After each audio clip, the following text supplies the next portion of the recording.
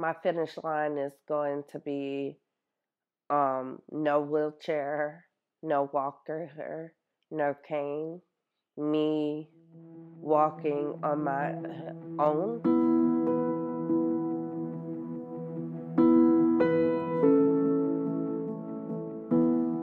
We had just left the Jacksonville Jaguars versus the Tennessee Titans. They're supporting our Titans, and we get back to the hotel room, and that's when Alexis looked at me and said, Andrew, I can't breathe. I don't remember her much. I was in a coma. When I woke up, I was so confused. It was tough, even from me feeling my neck and realizing I had a trach and like moving around, I realized I had a feeding tube in. She had been in a hospital for 87 days, and so much can change in that time frame. And for her to just be able to, at that time, not even just go home, but to not be in a hospital bed.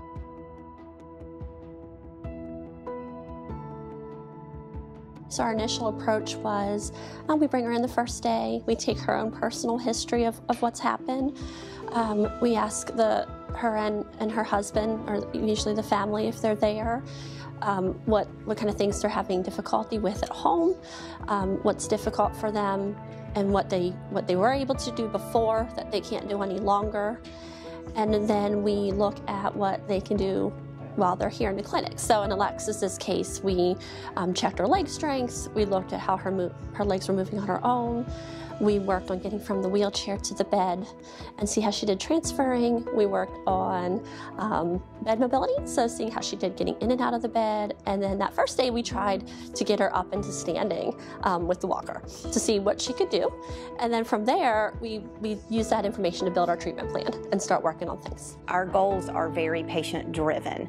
So in order to work with someone in all of our disciplines, we look at what a patient's goals are as well as their deficits, and we talk together about our plan and how we're going to address that and help them progress. For Alexis, it was getting back to just being, as she would put it, normal, being able to take care of her child, being able to do things with Andrew, being able to do things around her house. Alexis has made great progress. She has started walking to therapy every now and then. She's walking more in the house. She's able to sit at the edge of the bed like she couldn't even do that when this first happened without any support. She's able to stand up without using her arms. She's started doing stairs now. We're just progressing like crazy. We're one-on-one therapy, which I feel like is very special. Not all clinics that you go to get to provide a one-on-one therapy. So when you come here, you are with OT one-on-one for the entire session. Everybody that comes here gives everything they can give.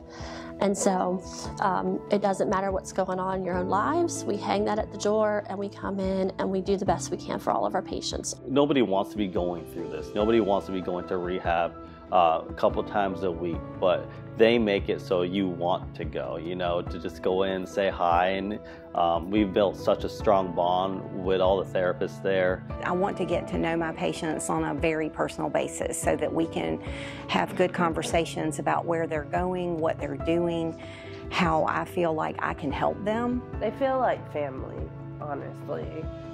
When I go in, sometimes it's good days for me. Sometimes it's bad days where I don't even want to get out of bed. But when I get there, they make me laugh. They make me feel like I'm at home. She's continuing to shatter all their goals.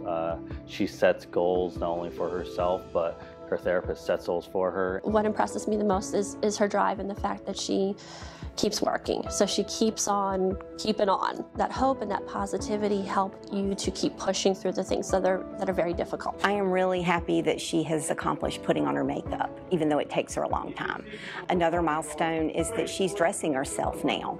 Those were things that she was not able to do when she first came. Alexis is really a great inspiration because she has a lot of drive. She knows she needs to get stronger for that little girl and her husband and to live her life. She's only 29 years old, so she's got a long way ahead of her. I know one day I'll be walking and it feels great to say that.